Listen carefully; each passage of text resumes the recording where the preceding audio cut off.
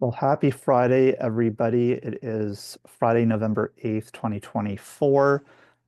Glad to have you here. This is our monthly College Autism Network Virtual Association of Scholars or Canvas meeting. This is a space, as many of you are perhaps aware or have attended many of our meetings in the past. This is our space to share research and interesting findings in the world of autism and higher education, as well as a space to share resources, ideas, and various input. My name is Brett Nackman with the College Autism Network, and I'm really glad that you could carve out an hour of your time as we learn from our folks who are going to be sharing more insights about Canadian findings and themes related to the world of autism and higher education in Canada.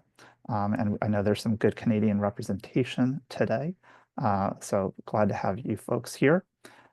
As we want to encourage a little bit of conversation before our featured presenters come on board, I'm going to put a prompt in the chat box as well as share one verbally, and I'm going to encourage you to partake in this verbally or in the chat, depending on what your preference is. We are approaching the holiday season soon. Do you have a favorite holiday movie, show, or book? So something that relates to this time of year, however you define that. And we'll be eager to see and hear what your responses are.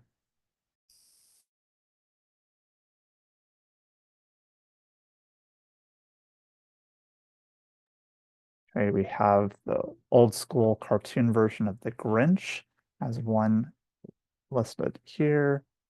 Megan is going for the Muppets Christmas Carol. I quote that often. Carly says Christmas Vacation. Alexandra mentions the Lotka who wouldn't stop screaming. Mark mentions the small one. Yeah. Annette mentions a classic White Christmas with Bing Crosby. We have some more Christmas Carol love coming in from Jennifer. Maybe not a Muppet version, but there's a lot of iterations of the Christmas Carol to be sure. Speaking of Carol, Emily mentions Carol with Kate Blanchett. Okay. So yeah, that is set during the holidays. Audrey's mentioning A Year Without a Santa Claus. Home Alone for Jonathan. Yeah, I think people should plus one or heart the other choices that they're really drawn toward. And maybe this is also creating a massively long list of films and shows that we will not be able to tackle in the next 2 months. So I guess that's what the Hallmark channel's for. So lots of good options coming in here. I'm kind of partial. I haven't seen in a while, but I always enjoyed the Santa Claus from the 90s growing up. And that says Polar Express is a good one. Yeah, for sure. Well, thanks for indulging in that. So now you have your whole December planned out. Uh, as a reminder to folks who are new to the Canvas community, we have our listserv, which is a mechanism for sharing resources, research studies, announcements. There was a lot of support shown for Florencia Ardone for attaining a great award recently. And Flora's been part of our community for a while. Various research studies you've probably seen distributed. And we also really encourage you, if you're so inclined, to formally become a CAN member, which affords certain benefits and supports the various efforts that we do through College Autism Network. It also enables you to get a discount for our annual College Autism Summit, which we just staged in Columbus, Ohio last month, and we know some of you were there. It was a very fruitful event, and thankfully the weather wasn't too bad. It was a little cold for some of us maybe, but we are already in the midst of thinking through what our 2025 College Autism Summit is going to look like, and we hope to have those details fully assembled and ready to share out early in the new year as a way of celebrating 2025. At this point, we want to turn it over to those of you in the community. Are there any resources you'd like to share? Are there articles you've read or articles you've written? Are there celebratory things you want to share with the community? this is a great space to do that. We'll allocate a few minutes for that if anybody wants to share out and uh, recognize some highlights. And if our presenters have anything they'd like to share out or celebrate too, feel free to do that too.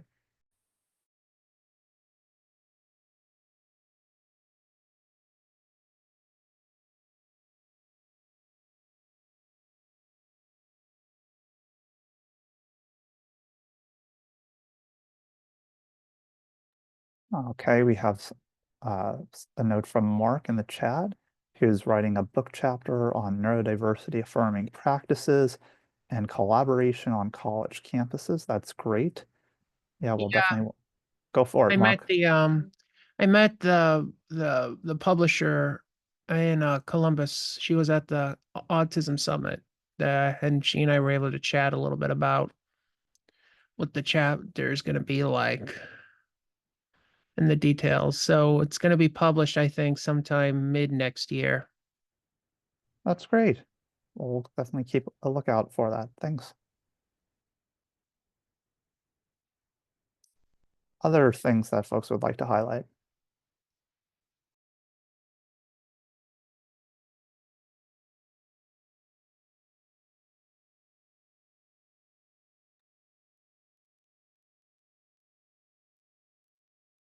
Brett, I've got a PhD student who is doing a study in China, which is looking at neurodiversity affirming practices and understanding of autism and neurodiversity across Chinese universities. So at some point, I'd like to invite her along for her to share that. She's just at the beginning stage, but I think it'll be a really important and useful study. Yeah, and obviously from the context of so much of the work is said in the States or Europe, Yeah, so and Canada. absolutely. Yeah, So yeah. that's great. Good to know, Jonathan. Emily mentions that working on a paper titled Navigating Disclosure, the reported motivations, experiences, and consequences of autistic students' disclosure in Canadian higher education, hoping to submit to a journal later this month. Great. I don't know if you're seeking any specific publication outlets, but if folks have thoughts or ideas, feel free to put that in the chat. And Alexandra mentions that they're here today because they have an 18-year-old who's autistic and applying to university at the moment. Glad you're here. Hope you get something out of our conversation today. And also, I mean, actually, that was sort of a PS to my disclosure that I'm working on. I write for various media outlets, and I'm working on a book about neurodiversity informed strategies for the workplace. But I just wanted to let people know that despite sometimes having a journalist hat on, I assume everything is off the record unless I check with people. So I'm really just here as like a nerd and mom. Glad you can be here. Thank you. Thanks. Wonderful. Audrey mentions that they were part of a team that published a study focused on the experiences of autistic counselors in counselor education programs. Great. And there's a hyperlink for that for folks who want to check that out. Wonderful to hear.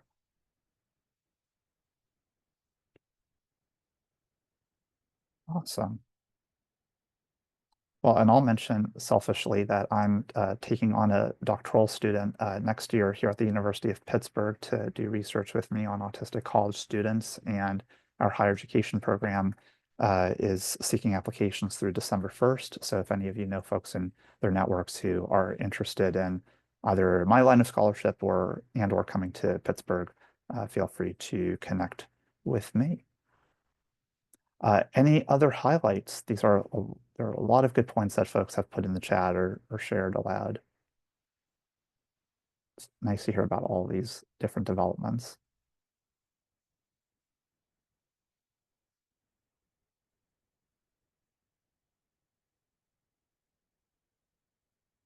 All right. Well, if anything comes to mind, feel free to put that in the chat. And at this point, I'm going to bring on our presenters for the day. And I'm going to individually pin them all to the screen so that you all can see them a little bit more easily. So it is my pleasure to bring on a team of scholars across different spaces, some of whom joined us in CAN at the very beginning of Canvas. And we have here, we have Emily Coombs, a PhD student at the University of Alberta, Dr. Megan E. Ames, assistant professor at the University of Victoria, Dr. Carly McMorris, associate professor at the University of Calgary, and Dr. Jonathan Vincent, lecturer at Lancaster University. Some of these folks you may be familiar with through past CAN-related activities and items on the listserv. And it's always really cool when we're in a space where we can bring on a whole team of folks to talk about their work. And today it's situated on autism in higher education from the Canadian landscape. So it's always good when we can take a lens outside of the United States, as is often some of the work that we embed here. So we're going to turn it over to them for a roughly 30-minute presentation, as well as some time for Q&A. If folks have questions that they'd like to pose, I would encourage you to put them in the chat, and then we will address those later on. So I'll turn it over to all of you. Thanks. Great, thank you, Brett, and thank you to the CAN community for inviting us. I'm gonna start us off and talk about findings from the broader literature, as opposed, and then we'll go into Canadian findings as well. So we are a group of researchers, your neighbors in the north and in the UK, who have been collaborating for 4 to 5 years now, and we're going to present on a few of our studies and kind of like an overview of our body of research. And so with that, Emily, yeah, so I will be presenting on the literature landscape and presenting some findings that are currently under review in autism and adulthood. Emily will then be talking about a paper where we mapped services in Canada for autistic post-secondary students. Jonathan will then talk about another study we conducted, a mixed methods approach, where we asked staff and administrators across universities in Canada the facilitators and barriers to providing services to autistic folks. And then Carly will wrap us up with the autistic student perspectives and our conclusions. So again, I'm going to start broader and talk about kind of the literature landscape. So where are we in the world of autism and higher education? So our research questions for this project were really what we did was called a review of reviews, or an umbrella reviews. So we tried to find all of the review articles that were relevant to autism and higher education and summarize their findings. So our research questions were: what were the characteristics of these reviews? What was the quality of these reviews? And what's the focus, which would allow us to identify gaps in our knowledge around autism and higher education broadly. So as we all know, and given the inception of the College Autism Network, we have a great understanding that there are more and more autistic students enrolling in post-secondary education. And that means we're doing lots more research and advocacy in this area. And so when a special issue in autism and adulthood came up on autism and higher education, we felt this was a perfect time and a really opportune time to conduct a review. Now, we were going to conduct a review on all of the articles on higher education, autism and higher education, but there's so many now. And so what we thought would be most fruitful is to conduct what's called a review of reviews, or an umbrella review. So we followed PRISMA guidelines for systematic reviews and meta-analyses, and we ended up through our search, which I'll talk about just briefly, with 26 reviews that were included in our analyses. So this is a very tiny representation of our PRISMA diagram, but essentially we had almost 2,300 articles, but then there were almost 700 duplicates. So we ended up with 1,575 articles, which we screened at the abstract level. We had a wonderful group of diverse undergraduate, graduate, and academic researchers on our team. And we ended up with 63 articles at the full text review, but after going through them in more detail, as you probably can't see, but some of them were, say, the wrong population, were not focused on post-secondary or higher education, etc. And so we ended up with those 26 review papers that we analyzed. So not surprising, given the just increase in the research in this area. Over half were published within the last 5 years. So research is really picking up in this area.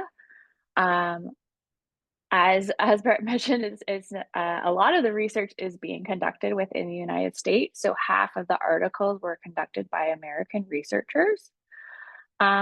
We did a quality appraisal for each of the reviews, and although quality was mostly acceptable, only 3 assessed publication bias. And so one of our recommendations is to include more gray and white literature into these reviews. And then we coded on themes or focus of the review, strengths of the review, identified gaps within the review, and main takeaways. And across those codes, 6 themes were identified. So across the 26 reviews, really calls for rigorous and quality research, evidence-based and individualized results, the need to consider autistic students as a heterogeneous population, our need to understand non-academic factors that may present barriers to autistic students, and then a need for research to address relevant gaps. We also noted only 3 of the reviews engaged in a participatory action research focus or included autistic voice. And so really calls for need for research to be guided by and involve the autistic people and informed by their lived experience.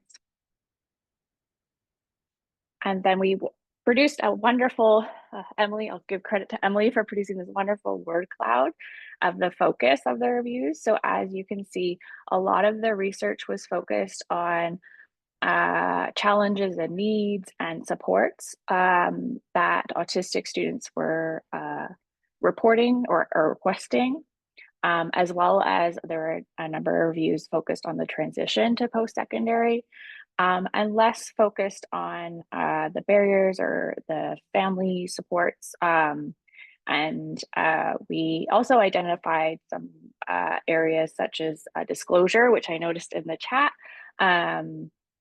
was not covered in this area. So there are definitely some gaps in our knowledge about disclosure and in the post-secondary setting. Okay, and I'll turn it over to Emily for our next study.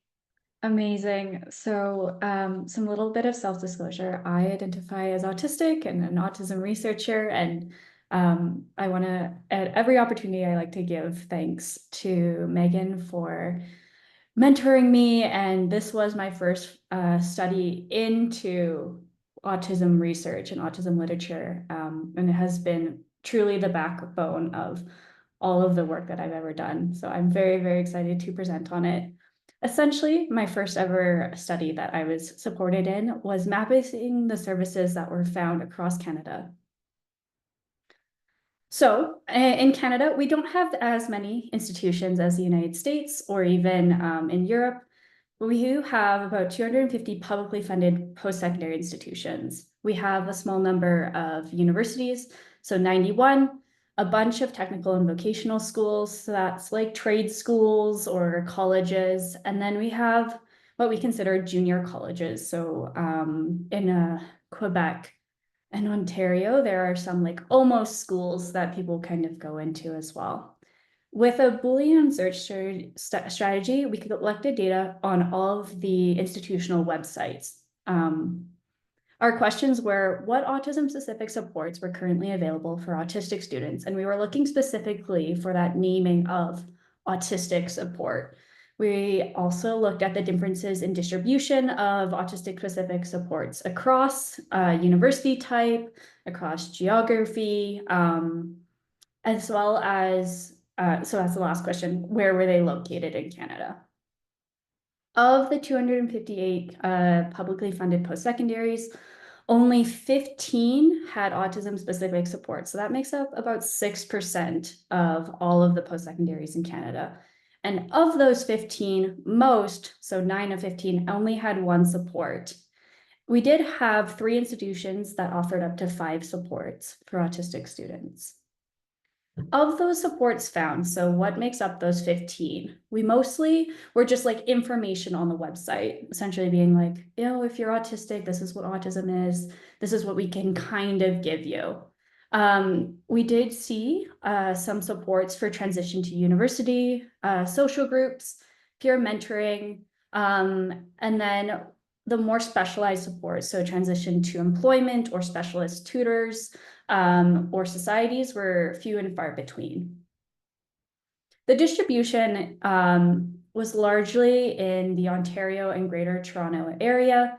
There is, just to note, a lot more universities concentrated in that area. So it makes sense that there would be more supports there. I want to highlight the services offered in the BC area. So that is on our west coast. Those 2 supports that were offered in that area were of extremely high quality and were quite rigorous. Also, we want to note that junior colleges were underrepresented, and universities were overrepresented. And then I will pass it off to Jonathan. Okay. Hello, folks. Thank you very much. It's a pleasure to be with you all again. So I'm a little bit of an interloper in this sense in that I'm not Canadian, but I've very kindly been invited by Megan and Carly and Emily and others over the years to take part in these studies. So whilst I'm based in the UK, I've been involved for a number of years. I'm going to be focusing on this study, which is the barriers and facilitators to supporting Canadian autistic post-secondary students, experiences of accessible learning staff and administrators, which was published last year in research on autism spectrum disorders. And I'm going to be focusing predominantly on the qualitative data. In this study, we worked together, and Emily did a great job in terms of applying for ethical approval across, I think, was it 91 institutions as part of the regulations in Canada. And the outcome of that was that 61 institutions were included in the recruitment process. And of those then, 139 members of staff were emailed and contacted, staff and administrators, and 36 members of staff and administrators took part in the survey, and 8 participated in the semi-structured interviews. So we were exploring, I guess, across the whole of Canada, just as the previous study had done. And we were trying to get a sense then in terms of this qualitative aspect, what was working or not in terms of provision. We were addressing 3 research questions. So firstly, what autism-specific supports are currently available, according to this group? Approximately how many autistic students attend Canadian universities, and then the barriers and facilitators for providing them. I'm going to focus mostly on questions 1 and 3 in relation to that.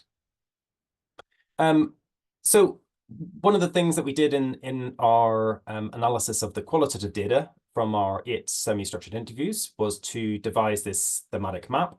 And the top 2 themes that you can see, current support offer and ideal support, kind of are connected in that there was a relationship between what people felt they were currently offering and what they wanted to offer, that there's a relationship between those, but also a relationship in relation to the current support offer and the rationale for that, the benefits of that, and the barriers as well.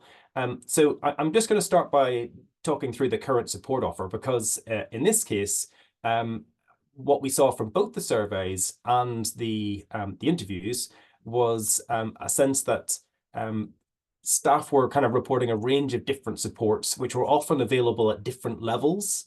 And I think that was to do broadly with the fact that some universities had more or less experience. We asked the question, research question number 2, about how many students the universities had. And this kind of ranged from some reporting around about a dozen, a handful, to some reporting hundreds. So I think those universities where they had more students probably felt that they had slightly more advanced offers. In terms of what was being offered, there was a transition support, which typically tended to be more general, so around any disabled student, not necessarily always an autistic focus. Most saw themselves as gatekeepers to the process of accessing support or gaining provisions and accommodations. The kinds of personnel that were mentioned were things like formal educational assistants who might act as a scribe, or people who might support them in regulating emotions. And finally, the social support that was offered included things like facilitated groups discussions and debriefing about relationships and different kinds of friendships. In terms of the rationale for that type of support, often this came from students themselves advocating for the support that they wanted, which I think is, again, a hugely positive thing in terms of the agency that students felt that they had to request that and fight for that in their institutions and receive it. But also families who came to the institutions requesting certain types of support. So that's where the rationale came from. The benefits were reported to be improved academic success and a sense of belonging, particularly where students were able to meet each other and gain a sense of community with one another, but also a greater sense of independence. And that independence led to other capabilities which allowed people to be successful across a whole range of different facets in their life. For the final two, the ideal supports and the barriers, I just want to pick out a few quotations which kind of bring to life a bit more what that was around. So on the next slide, you can see that, the next slide, Emily. Thank you. There was a great desire among staff to have more support. This quotation from Rowan: "I would love there to be more support to put out the fires that come from a student that isn't supported right, and the stress that kind of attached to that, not just for the student, but for the staff as well." There was a real sense that staff wanted there to be more. They really had a strong desire and felt the inconsistency or the variability wasn't what they wanted. But the reasons, the barriers that they described were often around time and money. Alex says it's hard to develop something because if they don't have time, we don't hire, and we don't have money to hire. And others talked about fractured silos with services that are not connected, overstretched staff who recognize it's not my role to make a new program, and managers who lack the data to make strong cases to senior leaders for better funding arrangements. So I guess the takeaway from that is there was a strong desire, but there were barriers in place where there's much more work to do. So I'll pass over now to our next speaker. Hi, thanks, Jonathan. So I'm going to close us off here today by talking about and presenting some findings from a project that examined autistic post-secondary student satisfaction, their needs, their challenges, and suggested improvements related to academic and non-academic supports. So I just wanted to first give a shout out to the main investigator of this project, Jennifer Williamson, who is an honors student and then a master's student in my lab, the Enhanced Lab. And what I'm presenting today are the findings from their honors thesis. And I also wanted to mention that this work was part of an ongoing project funded by Kin's Brain Health Network, which is a foundation here up in Canada, as well as Brain Health Canada. Great, thanks, Emily. Okay, so this project is a two-part project involving both online surveys, which were completed by current autistic students who are attending university or the University of Calgary, And they were folks who self-identified as autistic or had a diagnosis of autism, as well as qualitative interviews with a subset of about 6 students who were interviewed as part of, I guess, screening or sort of understanding the needs for a peer mentorship program, or what we call the University of Calgary Autism and Neurodiversity Peer Mentorship Program. In this project, we aim to determine first, what are the challenges and needs of autistic post-secondary students. We wanted to really understand how well their current supports were meeting the needs that autistic students expressed. And then we wanted to sort of identify what were the students' suggestions for improving supports and what new supports would they want to see implemented. For the survey, there was a total of 19 participants who answered all the questions on the survey. We had about 25 folks who participated in about half the questions, but we wanted to get everybody's responses and analyze them here. So we're presenting findings from about 19 autistic students.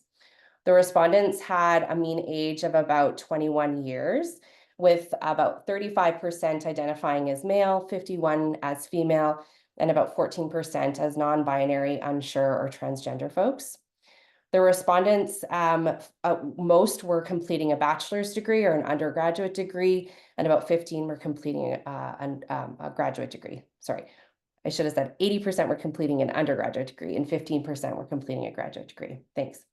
The majority of students reported that they are full-time students, and only a few of them were living in dorms or on campus. Most, or about 91%, live with their parents, roommates, or romantic partner off of campus. And lastly, 2 respondents or participants indicated or did not disclose their diagnosis or their diagnostic status, while the remaining 65% had a formal diagnosis of autism, meaning from a healthcare provider, and 15% were self-diagnosed, and 20% reported that they're being self-diagnosed, but in the presence or the process of being formally diagnosed. Okay, next slide. Thanks, Emily. All right, so participants who completed the survey identified both accomplishments in the university setting, which I really wanted to highlight here, as well as some of the challenges or difficulties that they faced. So accomplishments that participants or autistic students indicated was receiving high grades, or that academic achievement was a huge accomplishment for a lot of folks, as well as obtaining scholarships based on that academic achievement. And then we had one participant who said, hey, I'm still attending classes, and that's a huge accomplishment for me. And so wanted to highlight that here today as well. Some challenges that I know have been identified throughout the literature and also were echoed by folks in our study really talked about some of the challenges that autistic individuals might experience in the university setting, some of which might include executive functioning difficulties, so some of the time management and organization challenges that they might face, some social difficulties, so trying to make new friends on campus and trying to interact with groups that are really large class sizes, for example. Group work was another one. Difficulties with support, with registering with support services. So some of the things that were talked about already earlier today, this idea that documentation of a diagnosis is sort of like the gatekeeper or the gateway to supports is a huge barrier or challenge that a lot of our participants indicated. Issues navigating the university environment, and in particular sensory issues such as becoming overstimulated before, during, and after classes. And then lastly, the co-occurrence of any kind of diagnoses, in particular mental health issues. So things like anxiety or depression, and how that might impact or further exacerbate some of the challenges they might be already experiencing. So things like anxiety going into a classroom that's new for them, or trying to interact with folks who are in their class. Next slide. So when we ask autistic folks about their satisfaction with academic and non-academic supports, overall participants really rated their satisfaction much higher with academic supports than non-academic supports. That's probably not surprising to most folks here. When asked about what kinds of supports they're accessing, 58% of participants reported that they're receiving at least one formal academic support, but that they rated most supports as slightly helpful. Of note, extended timelines or deadlines for exams and assignments were rated most helpful in academic supports, but alternative test environments, which I think is often a go-to for our accommodation offices, was only moderately helpful for autistic people. In terms of non-academic supports, oh, sorry, Emily, that were retained outside of the university or within the university, 84% of autistic folks in our study reported accessing at least one of these supports, which is fantastic. But they indicated that things like online communities, family and friends, extra support from professors and classmate study groups were the most helpful. And one of the things that we found that was really important, I guess, was that of our participants or students who responded to the survey, only a few of them were accessing multiple sorts of supports at the same time. So at maximum, they were receiving about 2, maybe 3 supports at the same time, which I think is a problem. Okay, next slide, please. Thanks. So then we asked participants about barriers they experienced when accessing supports, and the top 3 barriers that were included registering with student accessibility services. So this continues to be a huge barrier for autistic folks to obtaining access to any kind of services, whether it be academic or non-academic supports. The second is the potential fear of implications of a disclosure. So disclosure has been something that's sort of echoed throughout today, but this was about 70% of our participants indicated that a barrier to accessing support was that fear or the negative implications that might come, or perceived negative implications that might come from disclosing their diagnosis. And lastly, about 90% of our participants indicated that co-occurring mental health issues and a lack of available supports on campus was a huge barrier for then accessing other supports. Okay, next slides. Okay, so then we asked folks about what their suggestions were to improving supports, and really wanted to highlight that there was a lot of idiosyncratic sort of responses from participants, and so wanted to highlight some of the few that came up from our survey. So the first one was that there needs to be better advertising. We had one participant said, "In truth, I haven't really used supports, but I don't honestly see anything about them. The poster advertising the study was the first time that they'd seen anything autism specific on campus." And so I think that is a huge barrier issue or a suggestion on how to improve supports, is telling autistic folks where they can actually receive them and where to find them. Also, increasing access, so taking down some of those barriers around documentation or diagnosis, and ensuring that access is a little bit easier and more available for all autistic folks across campus. A lot of our participants also highlighted the importance of educating faculty, staff, everyone across campus on how to help autistic students. And things like making our environment more sensory friendly, such as study rooms and spaces, and having an on-campus support, such as a psychologist, was really important. And lastly, in terms of new supports, they really highlighted a variety of different supports. So things like peer support, puppy therapy, social skills workshops, etc.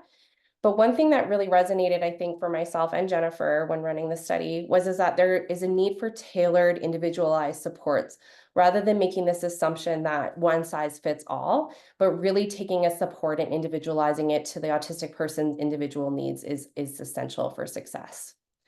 Next slide. So overall, when we did our interviews with participants, and these were about 6 participants, again, there were 3 main themes that emerged. So thank you, Emily, for your analyses on this data. But for the purposes of time, I'm only going to be highlighting 2 themes. So the first theme was really, while at university, students have no or rare access to autism-specific supports that would bolster their wellness. Folks were saying that students use university academic accommodations, but they're really general and not specific for autism. And so this is highlighted by a quote from Lewis, who said, "Generally, you have to wait a while, or you need a referral, or there are psychologists not accepting patients currently." Theme 2 was that there's distinct barriers that are obstacles to accessing autism-specific supports, as I mentioned earlier. Jared said, "Because I'm late diagnosed, I do not know what services are out there for me. I found a service I wanted to join, but the wait time was egregious."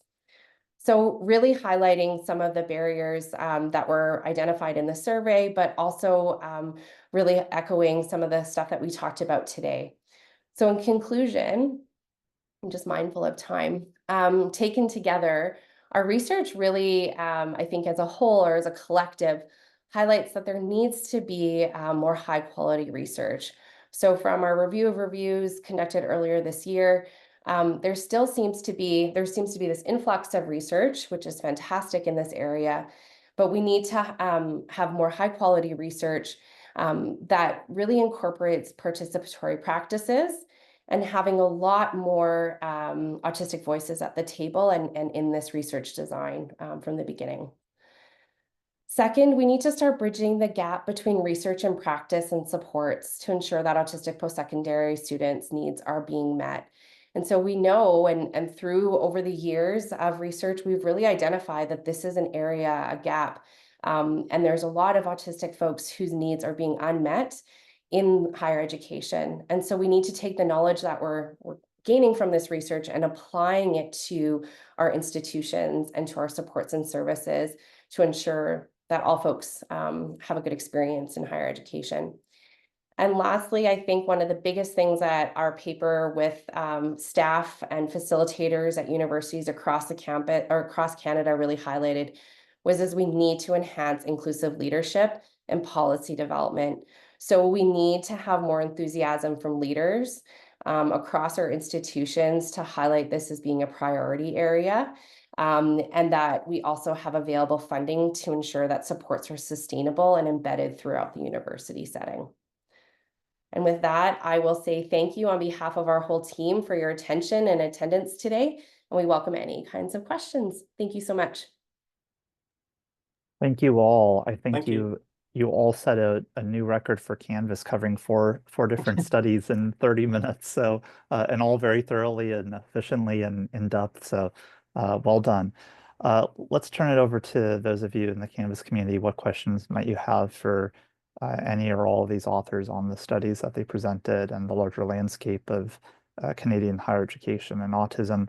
I see one question already in the chat for Floor. I'm going to encourage others to put them in the chat or share them verbally, but we'll attend to this one first.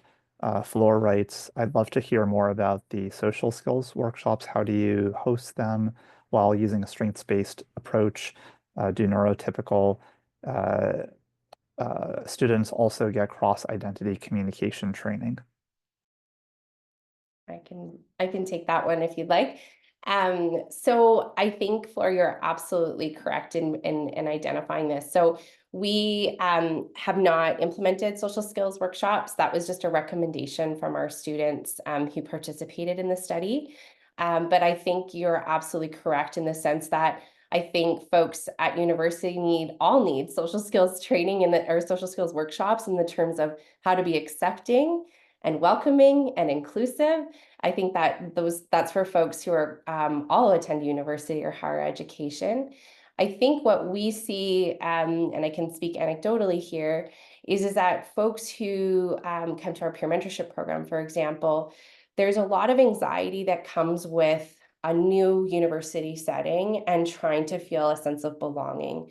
And so for some folks, that involves trying to understand how to, for example, initiate a social interaction amongst 300 students and how to do that. So it's not necessarily social skills in the same way that's sort of maybe more for a younger age group. I'm thinking about social skills is not something that I'm well versed in, but more about how do I initiate a text message to somebody I want to go out with on the weekend. And so really kind of breaking down how to take away the anxiety. And because I think all students have that anxiety. I had that anxiety going to a new university and really trying to think about strategies of how to approach that and then dealing with maybe some of the outcomes that might be favorable or not favorable and how to follow up and those sorts of things. Does that answer the question? Awesome. Thanks.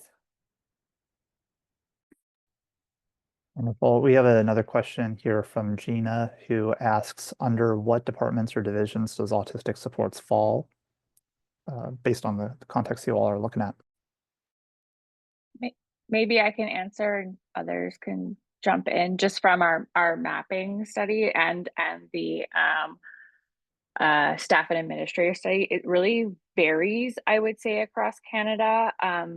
I think we are making great strides, and I see someone from the University of Toronto. So University of Toronto and Calgary have very kind of widespread, I would say, services, but mostly in Canada, they fall within accommodations or their Center for Accessible Learning.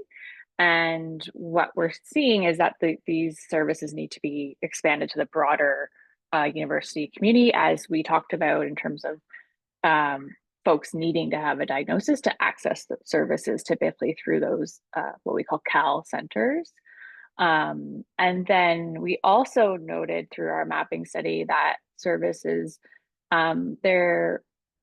they can be housed within, say, the Department of Psychology or School of Education at Calgary, where really there are these champions who are both researchers and then trying to also provide services and interventions based on the research. But there are kind of sustainability issues with that if the practices are not adopted within the larger institution. I hope that answers the question. Sorry.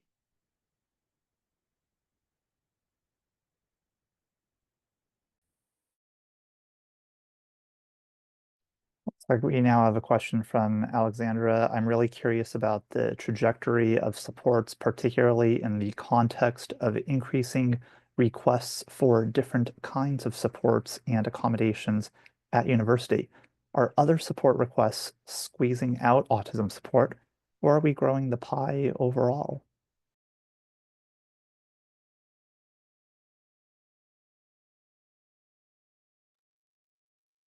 You go ahead, Oh, Mike. you go. We tied. That's a really great question.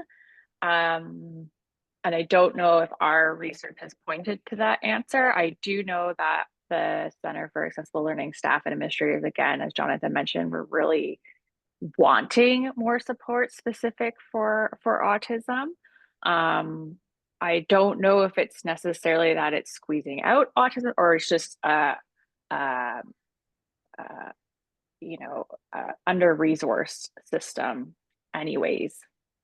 Yeah, Carly, I'm not sure what you were going to say, but I would say, as Megan mentioned, Calgary is becoming a leader in this space. So we have a neurodiversity support office where folks who self-identify can or diagnose can come, and there's a ton of support. It's walk-in, they're sensory friendly. I could go on because I think the world of this program.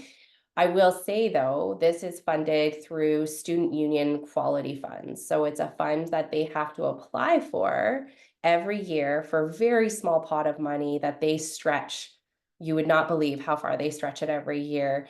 And so my worry is, how do we make this sustainable? How do we embed this in the framework of our existing supports to ensure that if that funding is not successful, that all of these folks who rely on these services, it doesn't get taken away. And I think I would say that that was something that we found in a lot of our work, is just that there's these initiatives that last for a certain amount of time and then are funded maybe through research dollars, for example, and then it goes away because we don't have leadership that want to incorporate it as part of their budget every year. To kind of add to what Carly is saying, when we did the mapping study, I know we got some feedback post-publication from like the University of Toronto being like, we have supports now, we are a part of this.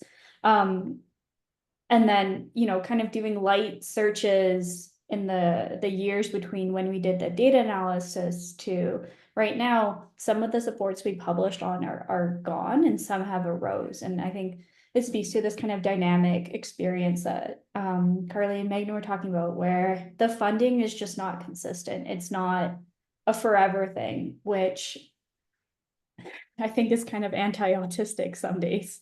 We like our routine, we like our predictability, we like being able to know that these things are always going to exist. And I think a lot of autistic supports broadly come and go because it's not being prioritized in terms of funding. And just to add to that, before we started, we were kind of met together as the four to talk about our presentation, and one of the things we were reflecting on was the fact that there is so much good provision that happens in Canada and right across in the States and elsewhere. And we were thinking, well, but why, what's happening? Why is it not getting better in some respects? Like we hear the same things again and again. And we were thinking about our conclusions and reflecting on just the importance of leadership and having autistic people feeding into the leadership decisions, because I think that's what creates the consistency both in funding and in practice that's required. And I think that's the real challenge going forward. And I guess that's where all of us have to be pushing in terms of changing the perceptions at the senior management level and beyond.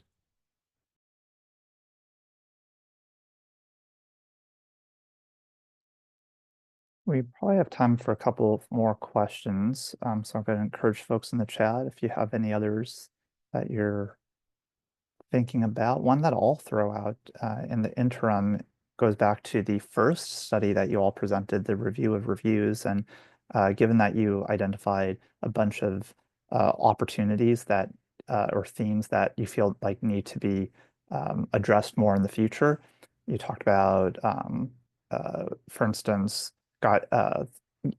drawing on lived experiences and frameworks and more methodologically rigorous, et cetera, et cetera. Taking that all into account, how are those themes that you've identified influencing what you all are doing either individually or collectively in shaping your work moving forward so that you are attending to some of the gaps you highlighted?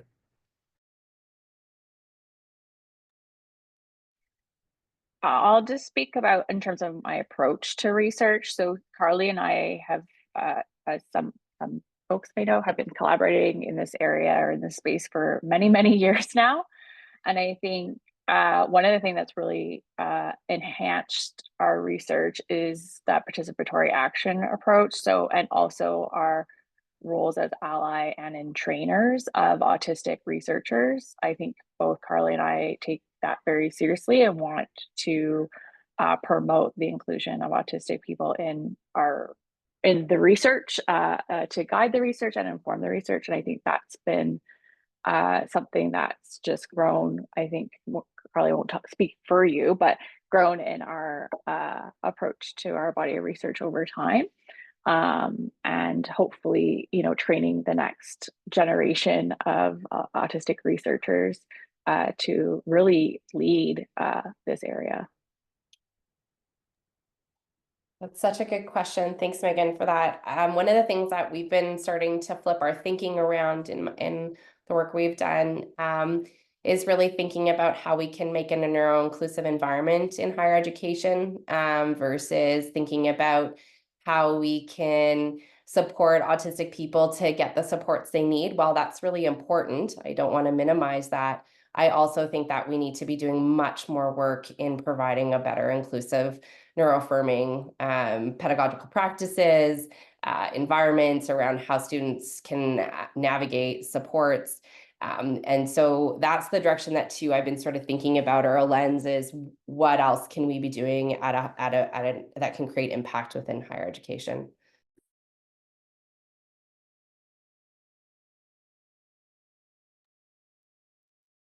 I'll just quickly add then. I guess from my perspective and in the UK, maybe generally speaking, I think there's certainly the shift towards ensuring that the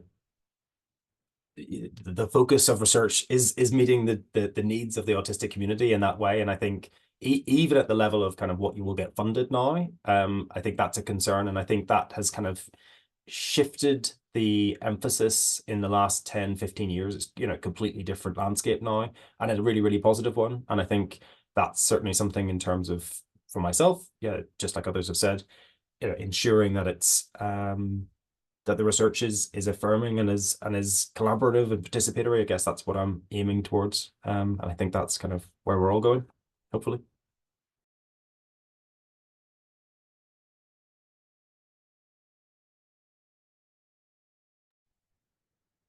Any final thoughts or one final question that we can address in a minute, if possible?